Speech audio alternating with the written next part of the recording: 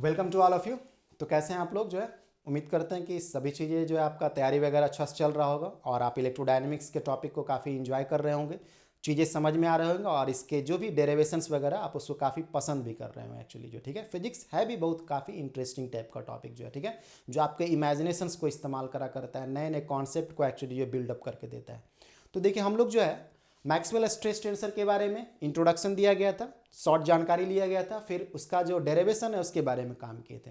अब जो है कभी कभी आपसे जानकारी मांगा करता है कि इसका सिग्निफिकेंस क्या हुआ करता है। तो सिग्निफिकेंस में आपको पहले भी जानकारी दिया गया होगा, हल्का से रिपीट कर दे रहे हैं।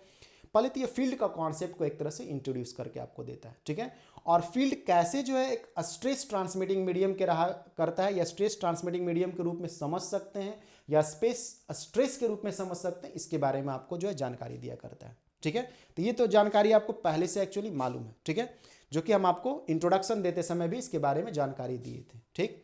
उसके बाद जो है एक तरह से जो ये एक्शन एट डिस्टेंस के बारे में एक तरह से जानकारी देता है। मतलब जैसे बताए थे हम आपको उधर भी एग्जांपल के रूप में जो है कि दो चार्ज जो एक्चुअली है वो आपस में इंटरेक्ट करते हैं, दूर होते हुए भी, फिजिकली कांटेक्ट में ना होते हुए भी, ठीक है। दो आपका मैग्नेट जो है एक्चुअली एक तरह से इंटरेक्ट करा करता है, या आप समझ सकते हैं लेकर के जो है कि करंट कैरिंग वायर वगैरह जो रहते हैं वो आपस में इंटरेक्ट करते रहते हैं। तो इन इंटरेक्शंस को जो है जो कि आप बोल सकते हैं एक्शन एट डिस्टेंस बोल सकते हैं, जिसमें फिजिकल कांटेक्ट नहीं भी होते हुए भी जो है वो आपस में इंटरेक्ट कर पाता है एक्चुअली जो है, ठीक है। तो ऐसे सिचुएशन को जो हम लोग समझते हैं किससे, जो है मैक्सवेल स्ट्रेस टेंसर से एक्चुअली, ठीक है।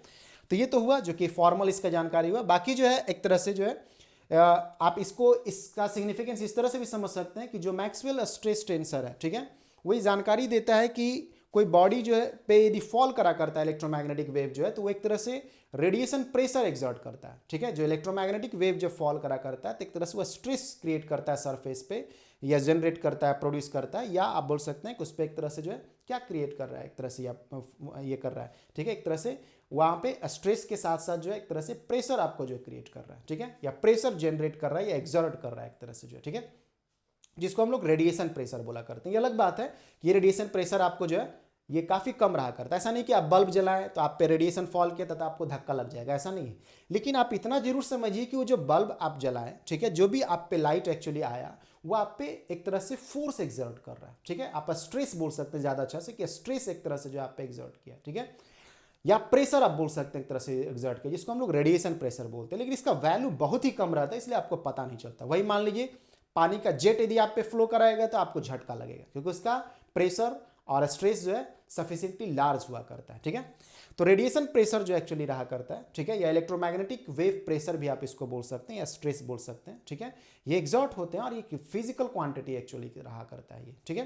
लेकिन इसका वैल्यू वेरी स्मॉल रहा करता है। आप एग्जांपल के रूप में जैसे सन मान लीजिए, सन लाइट एक तरह से रेडिएशन इमिट कर रहा है, तो अर्थ पे जो एक्चुअली आ रहे हैं, ठीक है, जो रेडिएशन एक्चुअली आ रहे हैं वो उससे जो प्रेशर एक्चुअली उस पर जो लग रहा है, या आप बोल सकते हैं जो फोर्स लग रहा है वो काफ़ी कम रहता है। आप उसका तुलनात्मक रूप से जैसे सन जो है उसका रेडिएशन जो आपको अर्थ पे फॉल हो रहा है एक्चुअली जो है, ठीक है, तो अर्थ पे एक तरह से क्या हो रहा है, स्ट्रेस एक तरह से ट्रांसमिट हो रहा है, या बोल सकते हैं उस पर प्रेशर एक्सर्ट हो रहा है एक्चुअली जो, ठीक है, लेकिन काफ़ी स्मॉल वैल्यू का रहता है। इसको आप ऐसे समझ सकते हैं कि सन जो है पृथ्वी पर जो एक्चुअली लगा रहा है वो एक तरह से 4.5 इंटू 10⁻⁶ न्यूटन पर मीटर स्क्वायर लगा रहा है। तो पूरे पृथ्वी पे एक तरह से जो है 55.86 इंटू 10⁻7 न्यूटन, ठीक है, एक तरह से आपको लगा रहा है, ठीक है।